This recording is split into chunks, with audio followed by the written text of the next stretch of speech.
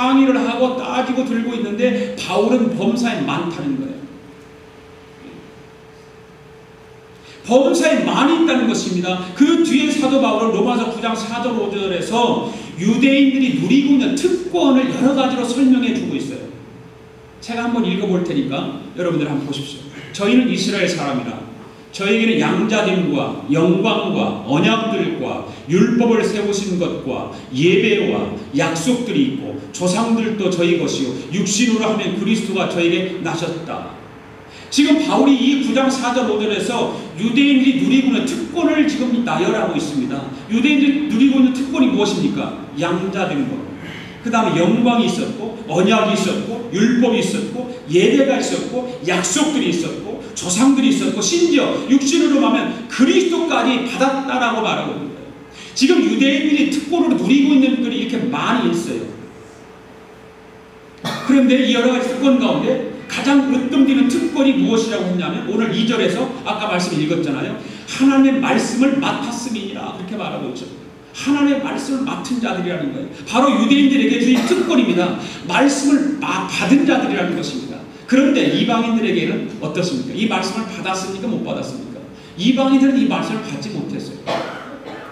그러니까 저들이 그 말씀을 받지 못한 자들이기 때문에 정말로 저들은 신의 뜻을 찾는다고 별의별 방법을 다 공론해서 신의 뜻을 찾아보기도 하잖아요. 우상숭배를 하지요. 캄캄한 밤하늘의 별자리를 쳐다보면서 신의 뜻을 찾아보기도 하고요. 또 거왕 속에 물고기를 집어넣고 물고기가 헤엄치는 것을 보면서 신의 그거는 뜻을 찾아보기로 했고요. 심지어는 뱀이 몸을 비트는 모습을 보면서 신의 뜻을 찾는다라고 하는 것입니다. 이방인들은 바로 하나님의 말씀이 없는 이방인들이기 때문에 그럴 수 있다고 우리가 생각할 수 있습니다. 그렇지요. 하나님을 알지 못하는 사람들이기 때문에 세상적인 방법으로 할 수 있습니다. 우상을 숭배하면서 신의 뜻을 찾아보려고 할 수 있습니다. 그런데 하나님의 말씀을 맡은 유대인들의 문제가 무엇입니까? 말씀을 맡기는 맡았지만 저들에게 말씀이 주어지기는 했지만 말씀대로 살지 못하고 말씀을 어긴 것이 저들의 잘못이라는 거예요. 말씀을 어겼다는 거죠. 자기에게 주어진 권리를 주장했지만 말씀을 맡은 자로서 책임을 다하지 못했던 것입니다. 이것이 바로 문제를 제시하는 거예요. 바울이. 오늘 본문의 말씀을 제가 이렇게 적용을 해봅니다. 제가 얼마 전에 어떤 분과 이야기를 할 기회가 있었어요. 그때 그분이 이런 말을 했습니다. 자기가 전에 다니던 교회에 그만 문제가 생겼대요. 재직들이 싸우기 시작했대요. 그래더니 급기야 교회가 쪼개지고 말았다는 것입니다. 그것을 보면서 깊은 상처와 마음의 회의가 들었다라고 하는 것입니다. 왜? 내가 꼭 교회를 다녀야 하는가? 그리고 차라리 평신도로 남지 왜 집사가 되고 권사가 되고 장로가 되어서 저렇게 싸워야 하는가? 거기에 대해서 회의가 들기 시작하는 거예요. 여러분 이 질문에 대해서 여러분 어떻게 생각하십니까? 오늘 1절에 보면 뭐라고 그랬어요? 그런즉 유대인의 나음이 무엇이니 할례 유익이 무엇이냐 그렇게 말하고 있어요. 그런즉 유대인의 나음이 무엇이며 할례의 유익이 무엇이냐라는 거죠. 다시 말해서 교회 다니는 것이 안 다닐 것보다 더 나은 것이 무엇이냐는 거예요. 교회 직분의 유익이 무엇이냐는 것입니다. 여러분 무엇이라고 대답할 수 있을까요? 여러분들에게 그렇게 질문한다면 여러분들 무엇이라고 대답할 수 있을 겁니까? 바로 사도 바울처럼 막 그렇게 대답할 수 있겠죠. 교회 다니는 유익, 직분을 받던 유익, 범사에 많지, 아주 많지. 그렇게 대답할 수 있을 것입니다. 알기 쉽게 예를 들어서 설명한다면 고등학교에 가지 않아도 대학을 갈 수 있습니까? 없습니까? 있죠? 어떻게 갑니까? 검정고시를 통해서 할 수 있어요. 구학을 하면 돼요. 검정고시를 치르면 대학에 들어갈 수 있습니다. 그러나 그거보다 학생은 역시 고등학교 다니는 것이 좋습니까? 안 좋습니까? 좋지요. 더 유리한 것입니다. 훨씬 유리합니다. 선생님 밑에서 배우기도 하고 가르침도 받고 또 정해진 규율 속에서 엄격하게 공부할 수 있기 때문에 그렇습니다. 여러분 그렇지 않습니까? 여러분이 주일날 낮예배에 한번 빠져보세요. 그러면 권사님들이 집사님들이 전화하고 찾아가고 왜 안 나가냐 하잖아요. 목사가 전화하면서 왜 안 나오셨습니까? 무슨 일이 있었습니까? 물어보잖아요. 그러니까 견딜 수가 없으니까 억지로라도 이 자리에 나오지 않습니까? 그런 가운데 자신도 모르는 사이에 그러면 주일날 이렇게 나오면 자신도 모르는 사이에 뭐가 자랍니까? 내 신앙이 자랍니다.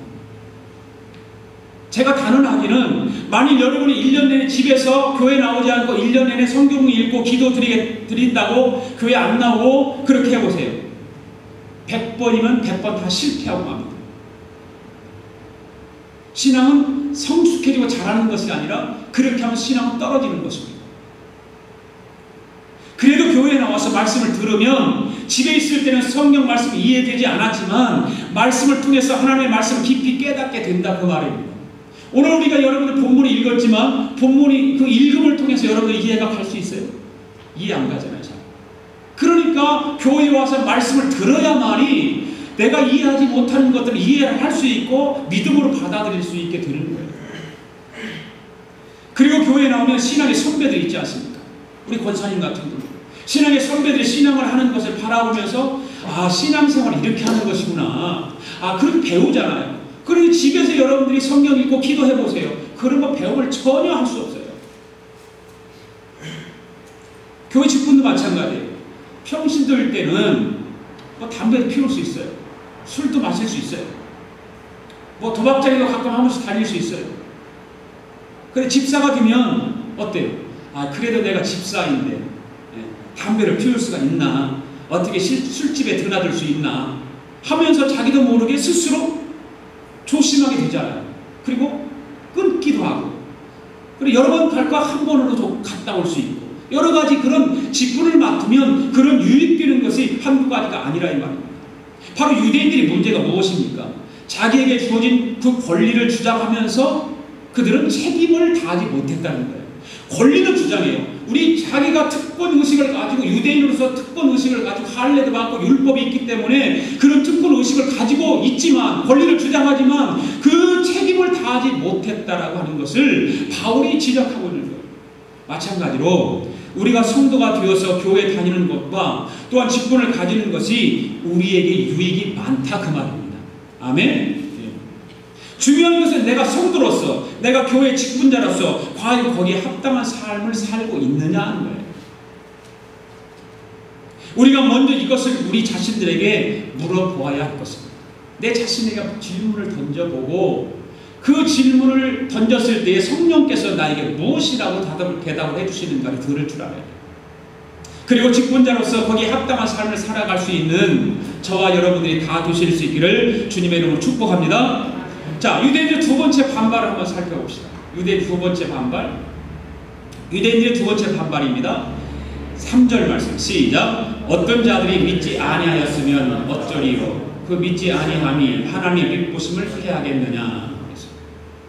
자, 지금 유대인들의 반발을 또 하고 있는 거죠. 그들이 신실하지 못했다고 해서 하나님의 신실하심이 없어지겠습니까? 이 말이에요. 표준 세번역에 보면 그렇게 되어 있어요. 그들이 신실하지 못했다고 해서 하나님의 신실하심이 없어지겠습니까? 이렇게 표준 세번역에서는 그렇게 기록하고 있습니다. 어떤 읽어서는 무슨 내용인지 내용이 이해가 할 수 없어요. 그러니까 여러분들에게 말씀을 듣는 것이 필요하다 그 말입니다.